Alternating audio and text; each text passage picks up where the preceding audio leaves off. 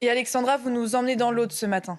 Oui, on prend la direction de aujourd'hui en Corse ou encore entre le département de l'Aude et les Pyrénées-Orientales. D'ailleurs, on a encore beaucoup d'eau ce matin. Le tout à cause de cette dépression Harry située en Méditerranée et ce vent d'est qui accentue évidemment cette sensation très agitée puisqu'on retrouve de fortes précipitations et surtout une forte houle avec ce flux d'est entre la Côte d'Azur, la Corse ou encore en allant vers le golfe du Lion. On attend encore beaucoup d'eau aujourd'hui pour nos amis corses sur l'est de la Corse avec une situation à surveiller donc en raison de cette forte houle et de ces fortes précipitations. On retrouve ce matin de la pluie entre la Normandie, le Bordelais ou encore le Pays Basque et puis cette alternance de nuages et d'éclaircies sur le Grand Est et dans l'après-midi très peu d'évolution, toujours un temps mitigé sur la façade ouest. Regardez, la carte ne bouge quasiment pas. Encore une fois, beaucoup d'agitation sur l'est de la Corse ou encore sur le Roussillon. Forte précipitation encore cet après-midi donc sur ces régions-là. Situation à surveiller, l'épisode méditerranéen qui se poursuit